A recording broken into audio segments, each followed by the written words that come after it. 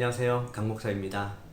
오늘도 함께 말씀을 통해서 하나님을 만나고 복음을 경험하고 또 말씀의 능력이 우리 삶에 임하기를 간절히 바랍니다.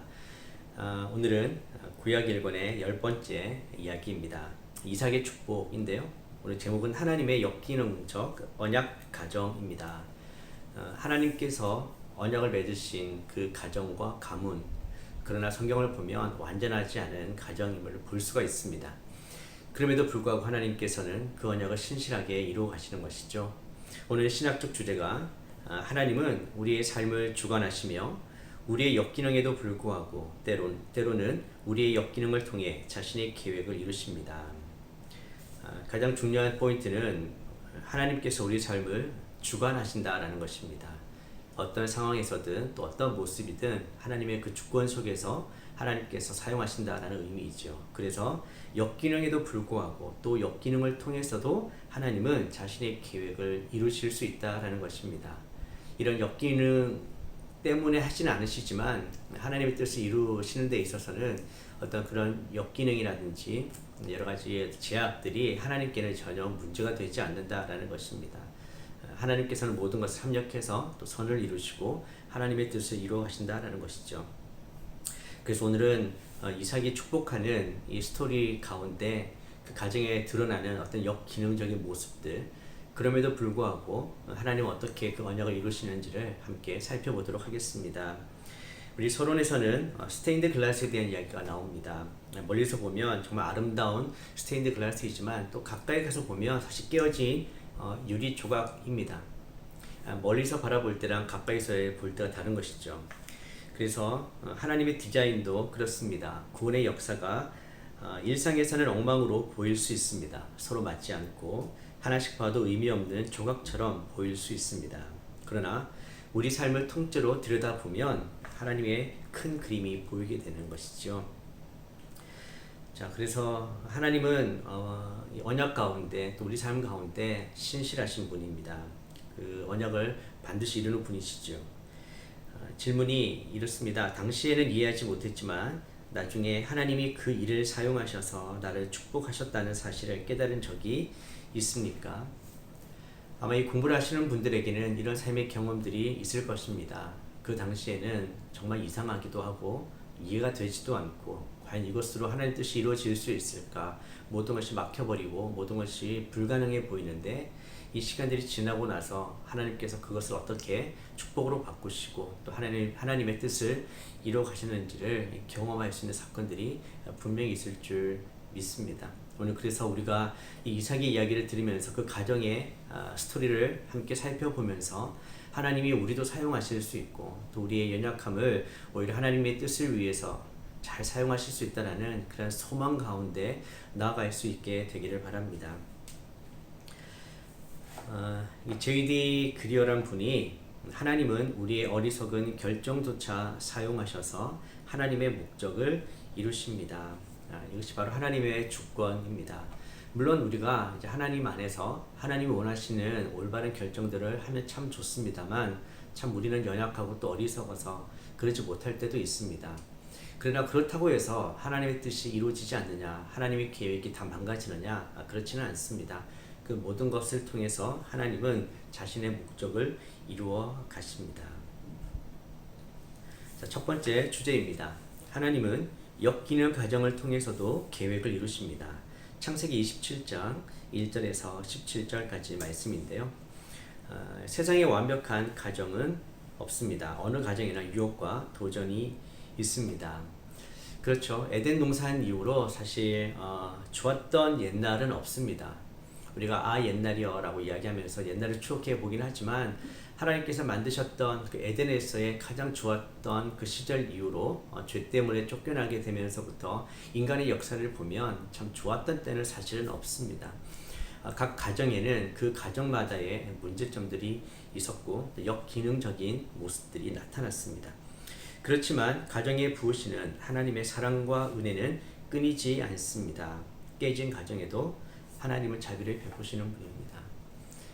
이런 모든 실패와 역기능 이런 모든 것들을 넘어서서 하나님의 자비와 하나님의 은혜가 있다라는 것이죠.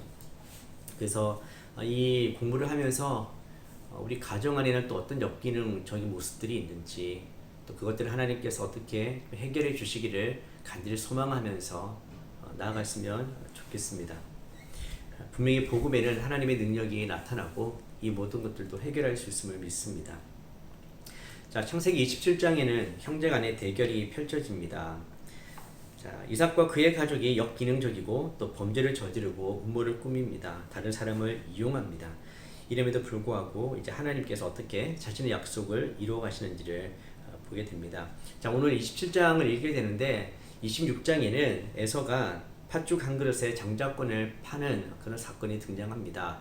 장자로서 에서가 그 장자권을 좀 소홀하게 여기고 중요하게 여기지 않았던 것이지요. 이것을 판다고 무슨 일이 일어나겠나, 아마 이렇게 쉽게 생각했던 것 같습니다. 또한 에서는 헷 족속의 아내들과 결혼을 합니다. 바로 이것이 이삭과 리브가의 마음을 아프게 했다라고 성경은 기록하고 있습니다. 그러니까 에서의 삶은 하나님 보시기에 또 부모님 보시기에도 참 부족한 모습들이 많이 있었던 것들을 볼 수 있습니다. 자, 오늘 첫 번째 주제의 본문 한번 읽겠습니다.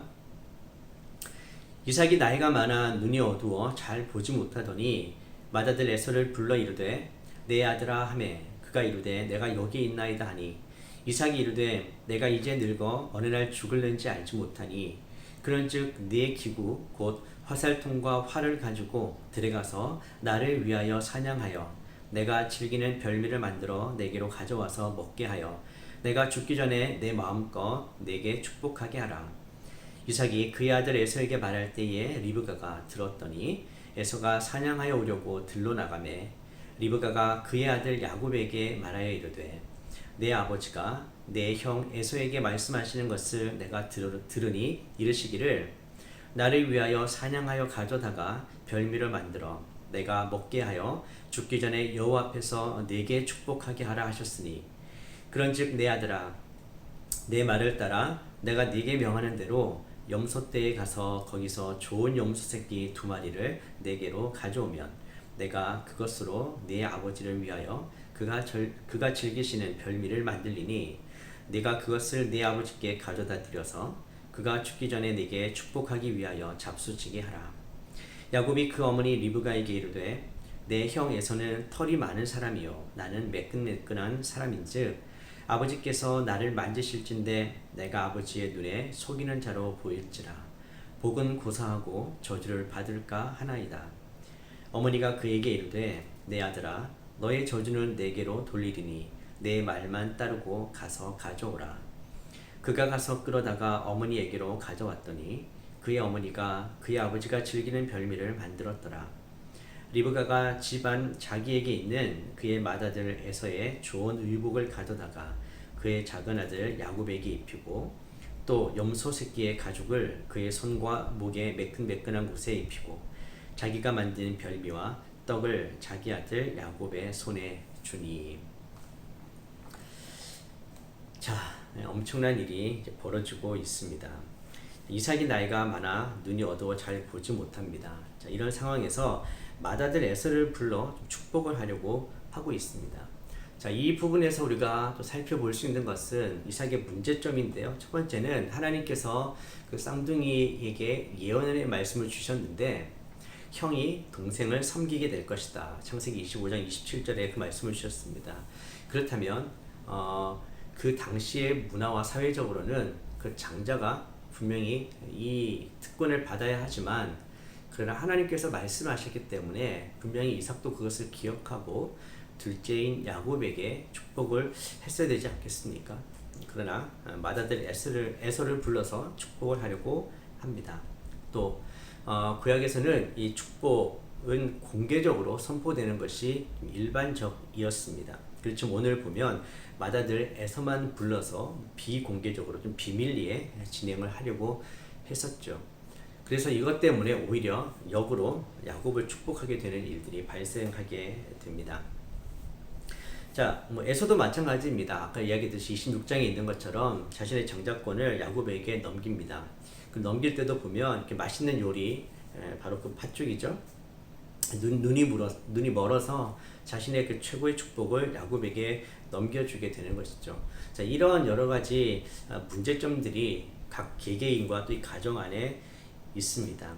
이삭이 맏아들 에서를 불러서 이렇게 몰래 축복을 하려고 했고요. 근데 그것을 또 리브가가 듣게 됩니다. 그리고는 또 리브가도 자신의 또 계획을 가지고 야곱을 축복할 수 있도록 만들고 있습니다. 자, 계획이 있고 실행에 옮기는 것이죠. 자, 리브가를 또 보겠습니다. 리브가는 또 어떻습니까? 이 행동이 어떤 식으로 해석이 되어야 될까요? 하나님께서 야곱을 축복하기로 하셨으니까 리브가가 어떻게든 이 상황을 바꾸어서 야곱이 축복받을 수 있도록 했다라고 우리가 이해하는 것이 옳습니까? 리브가가 꼭 이렇게 해야 합니까? 이렇게 속이는 방법으로, 잘못된 방법으로 하나님의 뜻을 이루는 것이 과연 합당한 것인가? 과연 리브가가 이렇게 하지 않으면 하나님의 뜻은 이루어지지 않는가? 분명히 그렇지 않을 것입니다. 하나님은 어떠한 방법으로든 하나님의 뜻은 이루어 가십니다. 그러나 오늘 이 가정을 보면 하나님이 원하지 않는 방법, 서로를 속이고 공평하지 못한 모습들을 가지고 하나님의 뜻이 이루어지는 걸 봅니다. 참 안타까운 모습이죠. 교재를 보시게 되면 이 아브라함과 그의 후손의 가정에 있는 모습들이 좀 가감없이 나타납니다. 서로 거짓말하고 속이고 또 음모를 꾸미고 남을 이용하는 그런 적나라한 모습들이 있는 것이죠.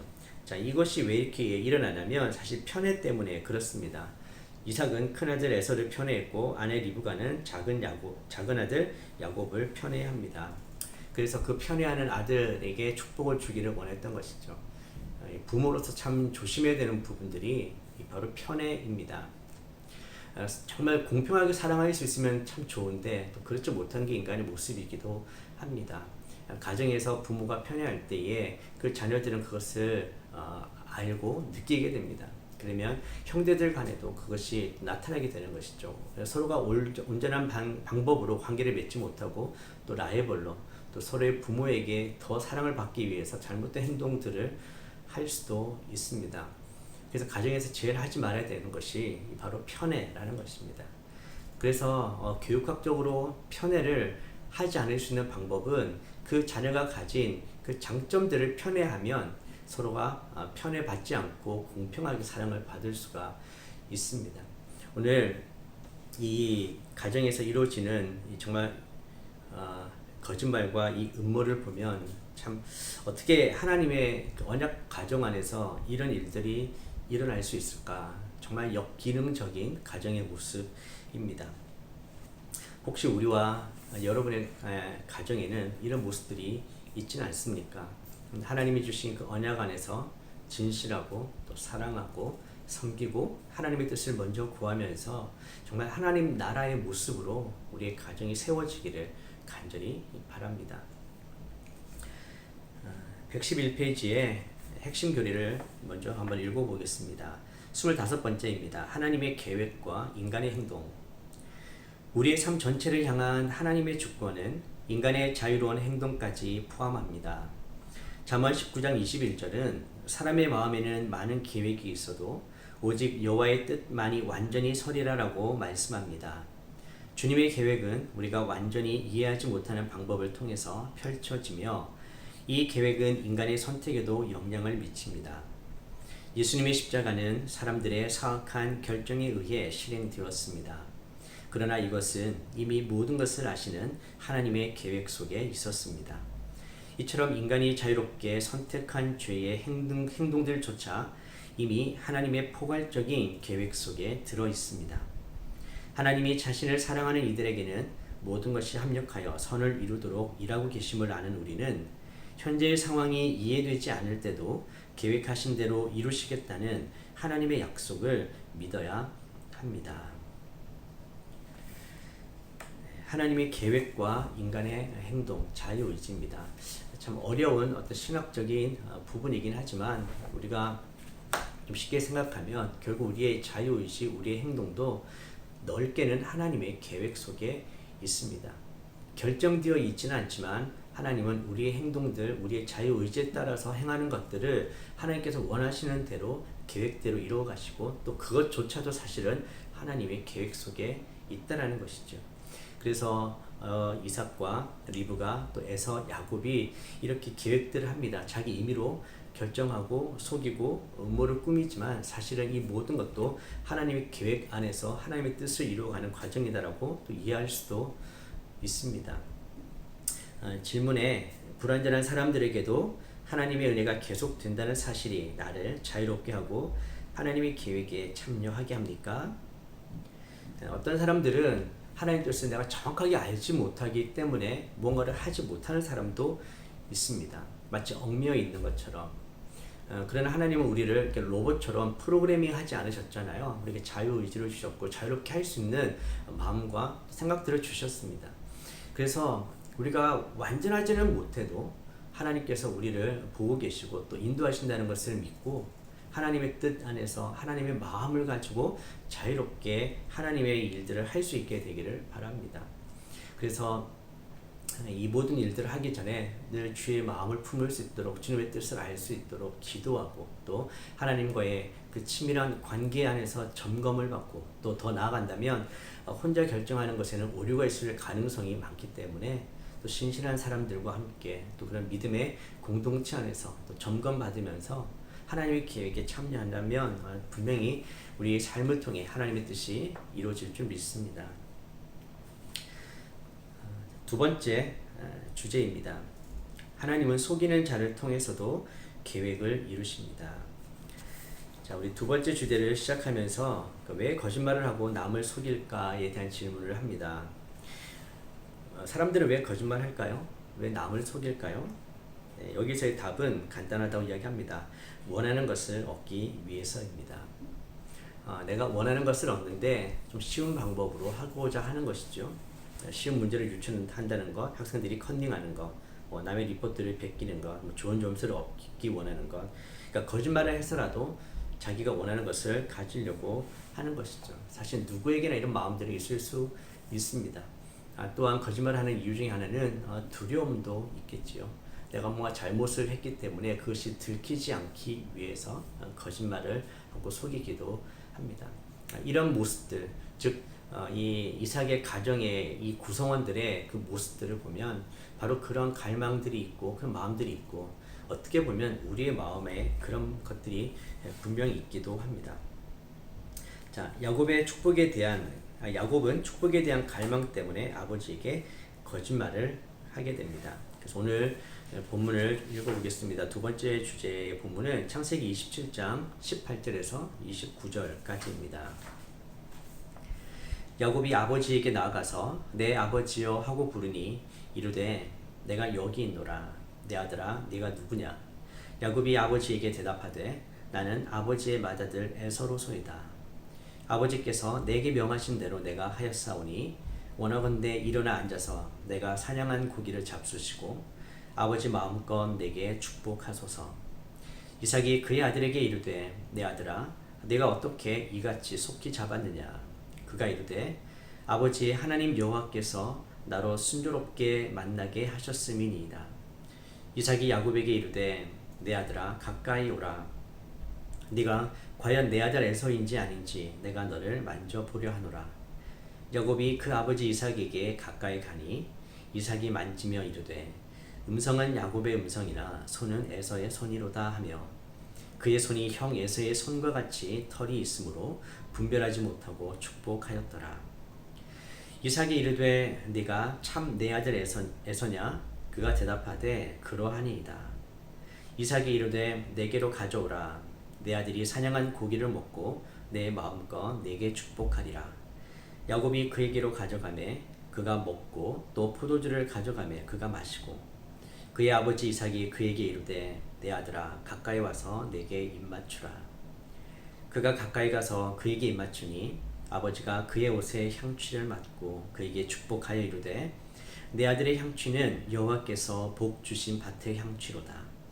하나님은 하늘의 이슬과 땅의 기름짐이며 풍성한 곡식과 포도주를 네게 주기를 원하노라. 만민이 너를 섬기고 열국이 네게 굴복하리니 네가 형제들의 주가 되고 내 어머니의 아들들이 네게 굴복하며 너를 저주하는 자는 저주를 받고 너를 축복하는 자는 복을 받기를 원하노라.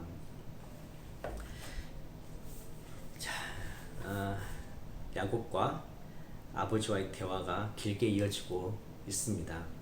자, 이 대화를 보면 야곱에게는 아버지에게 진실을 말할 수 있는 여러 번의 기회가 있었던 것을 알 수 있습니다. 네가 누구냐? 나는 아버지를 받아들 에서입니다라고 이야기합니다. 또 내가 사냥한 고기를 잡수십시오라고 또 거짓말합니다. 하나님께서 이렇게 순적하게 만나게 해주셨습니다. 네가 참 내 아들 에서냐 하니까 네 그렇습니다. 계속해서 거짓말이 이어지고 있습니다.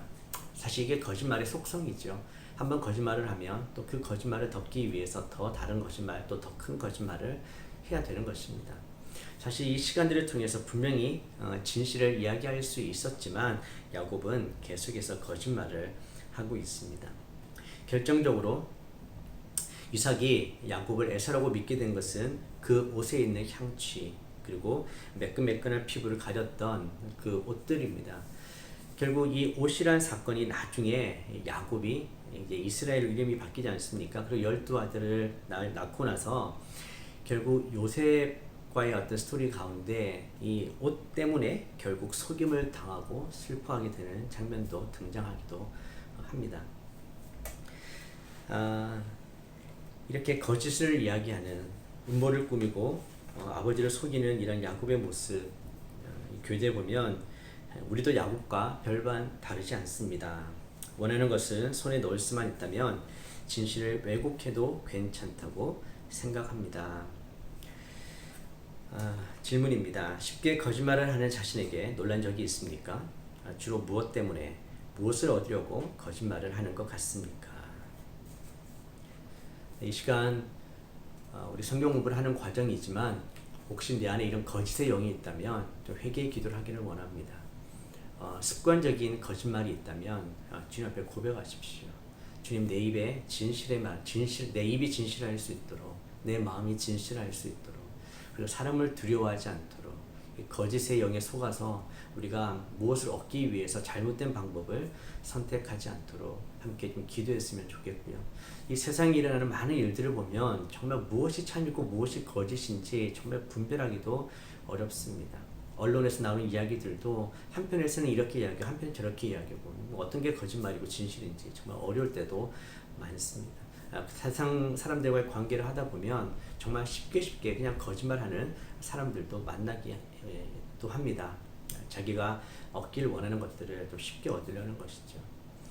우리 안에 혹시 이런 마음과 이런 태도, 이런 거짓말이 있지 않는지를 돌아보고 하나님께서 성령으로 우리를 빛 가운데 드러내시고 이제는 거짓말하는 사람이 아니라 예수 그리스도 안에서 정말 진실을 이야기할 수 있는 사람, 진실한 삶을 살아갈 수 있는 그런 저와 여러분이 되기를 바랍니다. 정말 그런 마음으로 주 앞에 날마다 우리 자신을 돌아보고 우리 마음을 돌아보고 거짓의 사람으로 살지 않도록 빛 가운데 진실한 사람으로 살아갈 수 있게 되기를 바랍니다. 오늘 이삭이 야곱에게 축복하는 장면은 이제 28절부터 쭉 나오는데요. 이 내용은 또 새로운 내용이 아니라 이미 하나님께서 아브라함에게 주셨던 축복의 내용입니다. 그래서 아브라함, 이삭, 야곱으로 이제 그 축복이 쭉 흘러가게 되는 것이죠.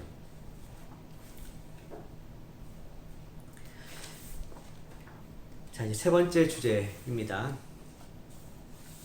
하나님은 낙심한 자를 통해서도 계획을 이루십니다. 창세기 27장 30절에서 40절까지 말씀입니다. 자, 하나님의 다스림 가운데 살면서 그분의 방법대로 행하는 것이 가장 좋습니다. 정말 우리가 원하는 게 바로 이런 부분들이죠. 그리스도 안에 있는 자들에게 기쁜 소식은 우리 눈에 실패가 분명하더라도 그것이 하나님의 계획을 무산시키지 못한다는 사실입니다. 우리 눈에 실패가 분명하고 말도 안 되는 상황이지만 그러나 그것이 하나님의 계획을 무산시키지 못한다. 이것이 바로 하나님의 주권이기도 합니다. 그래서 오늘 이제 마지막 본문인 창세기 27장 30절에서 40절까지 말씀을 읽어보도록 하겠습니다. 이삭이 야곱에게 축복하기를 마침에 야곱이 그의 아버지 이삭 앞에서 나가자 곧 그의 형 에서가 사냥하여 돌아온지라 그가 별미를 만들어 아버지에게로 가지고 가서 이르되 아버지여 일어나서 아들이 사냥한 고기를 잡수시고 마음껏 내게 축복하소서. 그의 아버지 이삭이 그에게 이르되 너는 누구냐? 그가 대답하되 나는 아버지의 아들 곧 아버지의 맏아들 에서로소이다. 이삭이 심히 크게 떨며 이르되 그러면 사냥한 고기를 내게 가져온 자가 누구냐? 내가 오기 전에 내가 다 먹고 그를 위하여 축복하였은즉 그가 반드시 복을 받을 것이니라. 에서가 그의 아버지의 말을 듣고 소리내어 울며 아버지에게 이르되 내 아버지여 내게 축복하소서. 내게도 그리하소서. 이삭이 이르되 네 아우가 와서 속여 내 복을 빼앗았도다. 에서가 이르되 그의 이름을 야곱이라 함이 합당하지 아니하니까. 그가 나를 속임이 이것이 두 번째니이다. 전에는 나의 장자의 명분을 빼앗고 이제는 내 복을 빼앗았나이다. 또 이르되 아버지께서 나를 위하여 빌 복을 남기지 아니하셨나이까. 이삭이 에서에게 대답하여 이르되 내가 그를 너의 주로 세우고 그의 모든 형제를 내가 그에게 종으로 주었으며 곡식과 포도주를 그에게 주었으니 내 아들아 내가 네게 무엇을 할 수 있으랴. 에서가 아버지에게 이르되 내 아버지여 아버지가 빌 복이 이 하나뿐이리이까. 내 아버지여 내게 축복하소서. 내게도 그리하소서 하고 소리를 높여오니 그 아버지 이삭이 그에게 대답하여 이르되 내 주소는 땅의 기름짐에서 멀고 내리는 하늘 이슬에서 멀 것이며 너는 칼을 믿고 생활하겠고 내 아우를 섬길 것이며 네가 매임을 벗을 때에는 그 멍에를 내 목에서 떨쳐버리리라 하였더라. 자, 하나님의 큰 구원 계획에 이 사건이 이루어졌음을 기억해야 합니다. 이삭이 야곱에게 축복하기를 마칠 때, 그래서 야곱이 이제 아버지 이삭 앞에서 나갈 때에 곧 또 그 형이 사냥하여 돌아옵니다. 참 이게 절묘한 타이밍이죠. 그러니까 성경에 보면 이게 우연과 같이 일어나는 일들, 정말 기막힌 타이밍에 일어나는 일들이 있습니다. 그것은 그냥 그렇게 우연히 일어나는 일들이 아니라 어떻게 보면 하나님께서 주권적으로 일하고 계시는 그 섭리의 타이밍이기도 합니다. 에서가 사냥하여 돌아와서 이제 아버지에게 축복을 받으려고 하지만 이미 동생이 그 축복을 다 받았던 것들을 깨닫고 울고 있습니다. 사실 이제 이런 모습들을 통해서 우리는 에서를 보면서 이렇게 반면교사를 삼아야 합니다. 하나님께서 내게 주신 축복을 나는 가볍게 여기고 있지는 않은가? 나는 또 쉽게 또 하나님 앞에서 어떤 삶을 결정하고 살아가고 있는가? 정말 하나님 원하시는 어떤 그런 모습으로 가정을 이루어가고 있는가? 그렇게 결정하고 있는가? 그리고 잘못들에 대해서는 정말 진실하게 하나님 앞에서 회개하는 모습으로 살아가고 있는가? 자, 우리 교재 115페이지를 보시면 하나님의 큰 구원 계획에서 이 사건은 무엇을 의미할까요? 약속된 대로 에서는 야곱을 섬길 것입니다. 에서의 후손 에돔이 이스라엘과 싸우겠지만 결국 모든 나라가 이스라엘에게 절할 것입니다. 이 이후에 이스라엘 역사를 보면 바로 이런 에돔과 이스라엘의 전쟁들이 나타납니다. 하나님이 아브라함과 이삭 그리고 지금 야곱에게 하신 약속들은 열방과의 관계에서 이중적인 의미를 갖습니다. 첫 번째 의미는 하나님의 백성이 열방을 축복할 것입니다. 두 번째는 하나님의 백성이 열방을 다스릴 것입니다. 하나님의 백성이 열방을 축복도 하고 다스린다라는 것, 이것이 어떻게 가능할 것인가? 자, 이 부분이 사도행전 15장에서 바로 예수 그리스도의 복음 안에서 이것이 이루어진다라고 설명을 하고 있습니다. 자, 교재를 다시 보시겠습니다. 115페이지 밑에 줄에 예수님은 아브라함의 자손으로서 모든 나라를 축복하시는 분입니다. 그러나 그 축복은 그분께 무릎 꿇은 자들만이 받을 수 있습니다. 이스라엘의 후손이신 예수님으로부터 열방이 축복을 받지만 그것은 그들이 예수님께 순복할 때 가능합니다.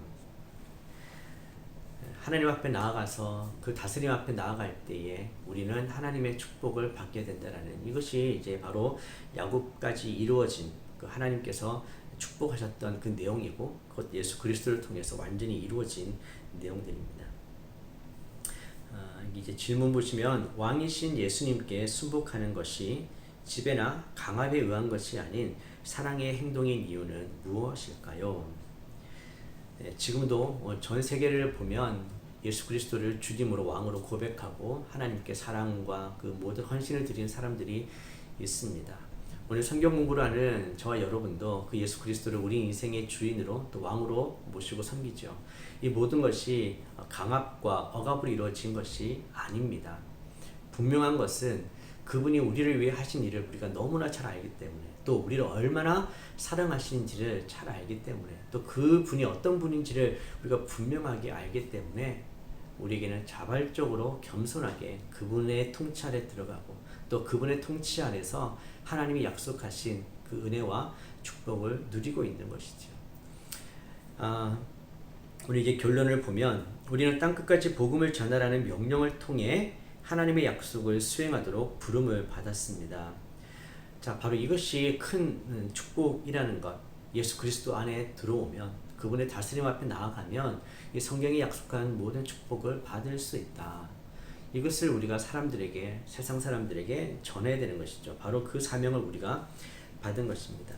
예수 그리스도는 지금도 이 온 땅과 역사 가운데 존재하시고 다스리시는 분입니다. 그분은 그분의 자녀, 그분의 백성에게 온전한 축복을 주시는 분입니다. 그래서 우리가 그분께로 나아가면, 그분 안에 있으면 하나님의 모든 약속이 예스가 되는 것입니다. 오늘 성경 공부를 하면서 바로 우리 이런 역기능적인 또는 어떤 문제나 깨어짐이나 말도 안 되는 상황임에도 불구하고 하나님께서 그것을 이루셔서 하나님의 뜻을 이루어 가신다는 것을 믿고 우리 삶을 온전히 하나님께 또 드리고, 우리 삶이 정말 하나님 보시기에 또 온전한 모습으로 이렇게 성화되어 가기를 바랍니다. 그러면서 깨어짐 때문에 우리 어떤 무너짐이나 역기능 때문에 하나님 사용하시지 않지만, 이제는 그것을 좀 뛰어넘어서 우리가 좀 더 성숙한 모습으로 하나님께 우리 자신을 드릴 때, 그런 우리를 하나님께서 또 사용할 수 있게 되기를 바랍니다. 성경 공부를 하는 이유도 우리의 머릿속에 지식을 넣기 위한 것뿐만이 아니라 계속해서 예수님을 알아가고 하나님이 어떻게 일을 하신지를 바라보면서 우리가 예수 그리스도의 장성한 분량까지 자라가야 되지 않겠습니까? 여러분, 복음은 구원의 능력입니다. 사람을 변화시키고 온전케 하는 능력이 있습니다. 이 복음은 바로 우리의 가정도 변화시키는 능력입니다. 하나님은 정말 완벽한 의사이십니다. 이 모든 것들을 주님 앞에 맡기고 기도하고 나아갈 때에 하나님은 우리를 깨끗게 하시고 또 온전케 하시고 성장시켜 나가시는 분임을 우리는 믿습니다. 그리스도와의 연결입니다. 야곱의 인생은 우리에게 구원자의 필요성을 보여줍니다. 야곱은 축복을 얻고자 거짓말을 하고 속였지만 그를 찾아오신 하나님을 만난 후에야 진정한 복을 받을 수 있었습니다. 예수님이 우리가 마땅히 받아야 할 심판을 대신 받음으로써 그분이 마땅히 받으셔야 할 축복을 우리가 나누어 받게 되었습니다. 아멘. 자, 하나님의 계획, 우리의 사명을 보겠습니다. 무자격자에게 자비를 베푸는 것이 하나님의 특기이신 만큼 우리가 자신의 결정과 씨름하는 동안에도 하나님은 그것을 통해 은혜를 나타내십니다. 자, 첫 번째 질문. 우리의 결정이 어떤 식으로 우리를 하나님의 사명에서 멀어지게 할까요? 세상적 기준에서 보면 결점이 많고 부족하면 쓰임받기가 어렵습니다. 그러나 하나님 안에서는 우리의 그 결점조차도 또 연약함조차도 하나님이 사용하시면 장점이 되고 하나님의 강함이 나타나지 않습니까? 그래서 우리가 우리 자신의 모습, 우리의 부족함, 우리의 결점만을 계속 보게 되면 하나님의 일을 할 수 없다라는 그런 생각들을 가지게 되고 점점 멀어지게 될 수밖에 없습니다. 그래서 성경에 보면 우리 정말 좋은 이렇게 믿음의 선배들도 온전하고 완전한 삶을 살지는 못했습니다. 그들에게도 각자가 가지고 있는 결점들이 있었습니다. 자, 우리 인생의 문제는 그런 약점과 결점이 있다는 것이 아닙니다. 그것을 가지고 하나님 앞에 나아가지 못하고 회개하지 않고 하나님과 멀어지는 것이 문제인 것이죠. 바로 복음은 그것을 해결하는 것 아니겠습니까? 우리가 가치가 없고 자격이 없고 결점이 많아도 하나님 우리를 사랑하시고 하나님께로만 나아가면 그것을 통해 하나님께서 놀라운 일을 행하실 수 있다라는 것입니다. 그래서 우리가 우리의 결점으로 우리의 부족함으로 하나님께서 주신 그 사명을 못하고 멀어지는 것이 아니라 오히려 그렇기 때문에 더 예수님 바라보고 더 예수님께 도움을 구하고 그 은혜 가운데 계속해서 나아갈 수 있게 되기를 바랍니다. 바로 하나님은 그런 사람들도 사용하셔서 하나님의 뜻을 이루어 가십니다. 자, 두 번째 질문입니다. 우리의 연약함을 자랑하며 그리스도의 능력으로 말미암아 하나님께 영광 돌릴 수 있는 방법은 무엇일까요? 연약함을 자랑하는 것은 참 어려운 일입니다. 연약하다라고 고백하면 사람들이 나를 어떻게 볼까? 과연 나는 인정을 받을 수 있을까? 나는 과연 가치 있는 존재가 될까? 이런 마음들이 들지 않습니까? 그러나 성경에 보면 그 연약함을 고백하며 나아갈 때에 우리는 사람들의 시선을 내가 아닌 바로 나를 통해서 일하시는 하나님께로 돌릴 수가 있다는 것을 알 수 있습니다. 나는 부족하고 나는 연약하지만 그러나 이런 나를 만지시고 또 사용하시는 그 하나님의 자비하심, 하나님의 은혜, 또 하나님의 그 놀라운 능력들을 세상 사람들에게 보여줄 수 있는 것이죠. 그래서 내가 가난할 때 하나님의 부요함을, 또 내가 약할 때 하나님의 강함을 드러낼 수 있는 것입니다. 우리가 교만을 참 조심해야 되지 않습니까? 내가 가진 능력, 내가 다 할 수 있는 그런 사람이라는 것. 그런 모습이 아니라 정말 겸손하게 나는 할 수 없지만 그러나 나를 통해 일하시는 하나님 계시기 때문에 나는 연약해도 좋고 나는 그런 부족함에도 하나님만을 바라보면서 또 하나님께서 나를 사용하셔서 하나님의 영광을 사용해 주시기를 우리가 늘 기대하고 또 기도하며 나아갈 수 있게 되기를 바랍니다. 사실 많은 간증을 들어보면 이런 간증들이 많습니다. 참 내가 부족한데, 내가 연약한데, 아무 조건이 없는데 하나님께서 나 같은 사람 만나 주셔서 이렇게 귀하게 사용해 주시고 하나님의 은혜를 주셨다. 그런 것들이 정말 예수님을 나타낼 수 있는 좋은 방법이고 또 복음을 전할 수 있는 좋은 방법이 되기도 합니다. 세 번째 마지막 질문입니다. 하나님의 사명에 참여해 땅의 모든 민족을 축복할 수 있는 방법은 무엇일까요? 결국 우리가 할 수 있는 이 선교의 방법들, 하나님께서 주신 이 사명을 우리가 먼저 기억하고요. 우리가 바로 그런 축복의 통로가 될 수 있다는 것. 그래서 가장 먼저는 우리 가정, 내가 속해 있는 어떤 그런 공동체나 지역 안에서 하나님이 우리를 어떻게 만나주시고 우리를 어떻게 사용하셨는지, 하나님이 어떻게 우리를 축복하셨는지를 우리 삶을 통해서 또 말로 증거할 수 있게 되기를 바랍니다.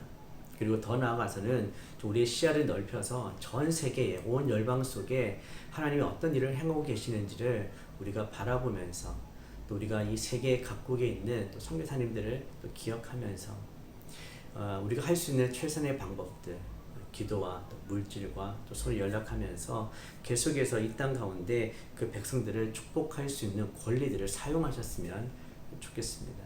우리는 예수님 안에서 영적으로 이스라엘이 된 것 아닙니까? 아브라함의 자손으로서 우리도 그 축복을 누리는 자가 되었고 더 나아가서는 그 축복을 이제 나눌 수 있는 자가 된 것입니다. 아브라함을 축복하는 자는 축복을 받게 된다고 했지 않습니까? 그래서 우리가 함께 서로를 축복했으면 좋겠습니다. 정말 하나님의 은혜, 하나님 축복을 서로에게 전하는 자가 되었으면 좋겠고요. 또 하나님께서 주신 이 축복의 권리를, 권세를 사용해서 열방 가운데 하나님의 그 은혜와 축복을 선포하십시오. 하나님께서 우리 기도 가운데 또 놀라운 일들을 이 모든 열방 속에서 일하실 줄 믿습니다. 복음은 지금도 이렇게 기도하며 하나님의 뜻에 순종하는 자들을 통해서 열방 가운데 계속해서 퍼져나가고 있습니다. 저와 여러분이 또 그 사명 가운데 귀하게 쓰임받게 되기를 바랍니다. 하나님은 지금도 다스리십니다. 하나님은 지금도 하나님의 그 주권 아래서 하나님의 뜻을 이루고 가고 계십니다. 여러분이 부족하다고, 여러분이 또 자격 없다고, 여러분의 약점이 너무 크다고 해서 절망하거나 하나님으로부터 멀어지지 마십시오. 하나님은 그것도 사용하셔서 하나님의 놀라운 일들을 행하시는 분입니다. 그리고 이것이 우리에게 간증이 되어 더욱더 예수님을 높여드리는, 하나님께 영광 돌리는 저와 여러분 되기를 간절히 축복합니다. 기도하겠습니다. 하나님 아버지, 이삭의 가정의 모습을 보면서 이런 역기능적인 가정, 서로 속이고 음모를 꾸미고 정말 하나님이 사용하실 수 없을 것 같은 이런 가정조차도 하나님께서는 그 언약의 신실하심으로 계속해서 하나님의 뜻을 이루어가심을 바라봅니다. 그래서 우리의 모습 속에서도 우리의 약점이나 우리의 부족함 때문에 하나님으로부터 멀어지지 않게 도와주시고 이런 우리조차도 하나님을 사용할 수 있음을 믿고 더 하나님께 가까이 나가게 도와주십시오. 또한 우리가 이 연약함 속에 계속 머물러 있지는 말게 도와주시고 복음 안에서 예수님의 모습을 점점 닮아가게 하여 주시고 예수님의 장성한 분량까지 우리가 계속해서 성장할 수 있도록 도와주시옵소서. 그래서 우리의 변화되는 모습들, 하나님이 우리를 사용하시는 그 삶을 간증을 통해서 세상 사람들에게 이 하나님을 전하며 이 복을 전하는 자로 살게 하여 주시옵소서. 예수님의 이름으로 기도드립니다. 아멘.